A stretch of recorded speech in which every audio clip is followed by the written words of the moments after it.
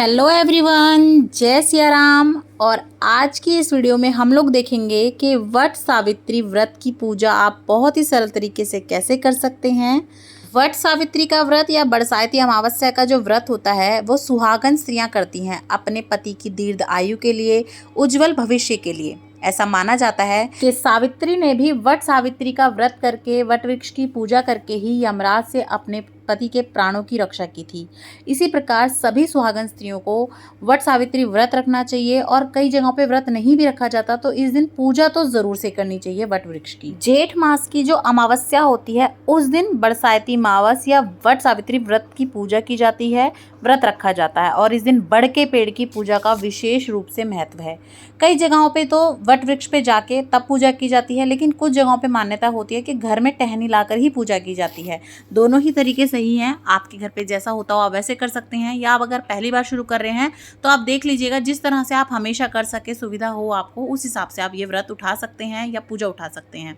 तो देखिए कई जगह पे तो 3 दिन का व्रत किया जाता है, लेकिन कुछ जगहों पे सिर्फ केवल पूजा करने तक का व्रत होता है। लेकिन पूजा से पहले पानी तक भी नहीं पिया जाता। पूजा करने के बाद आप पानी वगैरह पी सकते हैं, खाना खा सकते हैं।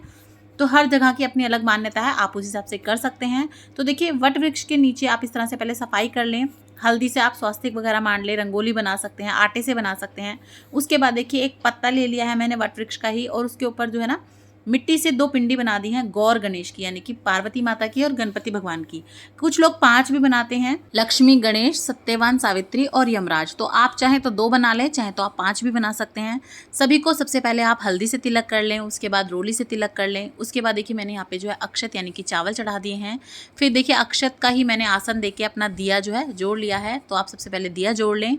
और हवा बहुत तेज चल रही थी तो बार बार जो है ना मुझे डर लग रहा था कहीं दिया मेरा जो है पूर्ण ना हो जाए, इसीलिए मैंने थोड़ा सा साइड में रख दिया। तो आप दिया जोड़ लें इस तरह से। और आपको पूजा के लिए क्या क्या सामग्री चाहिएगी उसकी वीडियो ऑलरेडी चैनल पे आ चुकी है, तो आप उसे भी जरूर देख लें ताकि आपकी कोई भूल चूक ना हो, आप कुछ भी सामान भूले नहीं। उसके बाद देखिए आप गेहूं के दाने चढ़ा दें। तो देखिए इस तरह से ना 5 बार या 7 बार कुड्ढी की जाती है, इसे कुड्ढी करना भी बोलते हैं। तो आप ये चढ़ा दें। आप चाहें तो अलग अलग भी कर सकते हैं, एक ही जगह 5 बार या 7 बार इस तरह चढ़ा दें। उसके बाद हम भीगे हुए चने चढ़ा देंगे। भीगे हुए चने का भी इस दिन विशेष महत्व होता है, और कई कई जगह पे तो इस व्रत को खोलने के लिए ना भीगे चने ही ज़रूर चाहिए होते हैं, उनसे ही खोला जाता है। उसके बाद देखिए हम यहाँ पे वस्त्र रूपी कलावा अर्पण कर देंगे।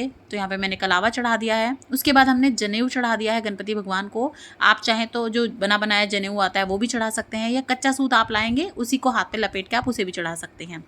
उसके बाद हम कुछ फूल चढ़ा देंगे। फूल अगर आपको मिल जाए तो आप ज़रूर से चढ़ाएं, नहीं तो कोई बात नहीं, जैसा आपके पास प्रबंध हो उस हिसाब से आप पूजा कर सकते हैं। और क्योंकि इस दिन वट वृक्ष में ब्रह्मा, विष्णु, महेश तीनों ही देवता होते हैं, इसीलिए आप चाहें तो तीनों को ही जनेऊ पहना सकते हैं। उसके बाद देखिए आज के दिन जो है ना श्रृंगार किया जाता है वट वृक्ष के पत्तों से। ऐसा कहा जाता है कि सावित्री ने वट वृक्ष के पत्तों के ही गहने बना के पहने थे। तो इस दिन आपको सुहाग की बढ़ोतरी के लिए, सुहाग में जो है आपके बढ़ोतरी हो, अटल रहे, इसलिए सुहाग बनाना चाहिए बड़ के पत्तों से। तो आप कुछ भी गहने बना सकते हैं, नहीं तो सिंपल सा पत्ता तोड़ के आप अपने बालों वगैरह में भी लगा सकते हैं। तो मैंने यहाँ बना लिया है। पहले आप पूजा करेंगे, उसके बाद इसे आप पहनेंगे। अब हम भोग लगा देंगे। तो देखिए भोग लगाने के लिए सबसे पहले मैंने यहाँ पे कचरा या खरबूजा लिया है, क्योंकि ये जेठ मास का सबसे अच्छा फल होता है, आपको ज़रूर दान करना चाहिए इसे भी। उसके बाद मैंने पताशे से भोग लगाया है। उसके बाद मैंने पूड़े से भोग लगाया है। कुछ जगह पे इसे गुलगुला भी बोलते हैं, हम लोग पूड़ा बोलते हैं। तो यहाँ पे पताशे से, गुलगुले से हम भोग लगा देंगे। और भोग लगाने के बाद इस तरह से आप जल का छींटा ज़रूर दे दें, नहीं तो भोग आपका संपूर्ण नहीं माना जाता। तो मैंने भोग लगा दिया है। उसके बाद देखिए क्योंकि ये जेठ मास होता है तो इसमें जो ठंडक प्रदान करने वाली चीज़ें हैं उनका दान विशेष रूप से बताया जाता है। तो जैसे कचरा हुआ, मटका हुआ, या देखिए इस तरह का बीजना या पंखा बोलते हैं, उससे पहले आप हवा करेंगे वट वृक्ष को। उसके बाद यहीं पर जो है आप रख के दान भी कर सकते हैं। और देखिए आज के दिन जो है ना मिनस के जो कुछ सामान है वो दिया जाता है अपने बड़ों को, अपनी सासू माँ वगैरह को। तो आप चाहें तो साड़ी ले लें तो बहुत अच्छी बात है, नहीं तो आप सूट ले सकते हैं, चुन्नी ले सकते हैं, ब्लाउज पीस ले सकते हैं। उसके ऊपर आप जितना आपसे बन पड़े सुहाग का सामान ज़रूर रखें, नहीं तो आप खाली एक बिंदी का पत्ता भी रख सकते हैं। कुछ दक्षिणा ज़रूर रखें। और उसके बाद चने, पूड़े, इन सब चीज़ों से जो है इसे मिनसा जाता है। तो हाथ में इस तरह से थोड़ा सा जल ले लें, इस तरह से वार दें, वहीं बैठकर जहाँ आपने पूजा की होगी आपको वहीं पे बैठ के इसे वारना है। उसके बाद जो है इसे आपको अपनी सासू माँ को देना है। इसके बाद यहीं पर बैठकर आप पहले वट सावित्री व्रत की कथा सुनेंगे। कथा का वीडियो मैं अलग से दे दूंगी, वरना वीडियो बहुत लंबा हो जाएगा, तो आप उसे भी ज़रूर देख लीजिएगा। अब हम कर लेते हैं वटवृक्ष की परिक्रमा। तो देखिए इस दिन वटवृक्ष की परिक्रमा ज़रूर से की जाती है और कच्चा सूत भी लपेटा जाता है। 7 बार 5 बार आप लपेट सकते हैं। तो अगर आपका वटवृक्ष बहुत बड़ा है, बहुत घना है, तो आप उसकी किसी एक टहनी पर भी लपेट सकते हैं इस तरह से 5 बार 7 बार। नहीं तो आप परिक्रमा भी कर सकते हैं। जैसे मान लीजिए आप हाथ में कच्चा सूत या कलावा पकड़ लें और घूमते रहें और परिक्रमा कर लें। नहीं तो आप एक बार कर लें और उसके बाद आप चाहें तो 108 परिक्रमा भी कर सकते हैं, 11 कर सकते हैं, 5 कर सकते हैं, जितनी आपसे बन पड़े, जितनी आप कर सके सामर्थ्य हो उस हिसाब से आप परिक्रमा ज़रूर से कर लें। तो यहाँ पे देखिए हम परिक्रमा कर लेंगे और जैसे कि मैंने बताया आप कच्चा सूत ले सकते हैं, नहीं तो आप कलावा भी ले सकते हैं। उसके बाद हम हाथ जोड़ लेंगे, कुछ दक्षिणा चढ़ा लेंगे और क्षमा याचना कर लेंगे कि अगर हमसे कोई भूल हुई हो, पूजा में कुछ त्रुटि हुई हो तो उसे माफ़ करना, अटल सुहागे का हमें भी आशीर्वाद देना। उसके बाद देखिए जैसा कि मैंने आपको बताया जो भी सामान आपने मिनसा होगा सासू जी वगैरह के लिए, पैर छू के सबसे पहले उन्हें वो दे दें। अगर आपके यहाँ पे पहले खाना खा लेते हैं पूजा करने के बाद तो आप खाना खा लें, नहीं तो आप शाम को व्रत खोलेंगे। और कई जगह पे जो इसकी कोपल होती है वटवृक्ष की, उसी से व्रत खोला जाता है, पहले वो सट की जाती है या चनों से खोला जाता है। कई जगहों पर जो है नॉर्मल आप जो है पूड़े वगैरह खा के भी खोल सकते हैं, लेकिन ध्यान रखिएगा जो आपने मिनस के जिन पे हाथ फेरा था ना वो आप नहीं खाएंगे, ना आपके बच्चे खाएंगे, वो आप अपनी सास को, नंद को, बड़े रिश्तों को दे सकते हैं।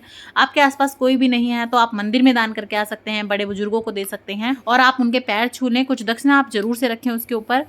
और जो ये दाने आपने लिए हैं वो आप पक्षियों को डाल सकते हैं, पक्षी वगैरह खा लेंगे, वहीं पेड़ पे भी चढ़ा सकते हैं आप। तो देखिए इस तरह से बहुत ही सरल तरीके से आप वट सावित्री व्रत की पूजा कर सकते हैं, बरसाती अमावस्या की पूजा कर सकते हैं। तो वीडियो आपको कैसा लगा कमेंट करके ज़रूर बताइएगा और अगर वीडियो अच्छा लगे, चैनल पसंद आए तो लाइक शेयर सब्सक्राइब करना ना भूलें और वट सावित्री व्रत की कथा सुनने के लिए और सामग्री देखने के लिए चैनल पर विजिट ज़रूर करें। ज़्यादा से ज़्यादा शेयर करें ताकि किसी के काम आ सके। देखने के लिए बहुत बहुत धन्यवाद। जय सिया राम।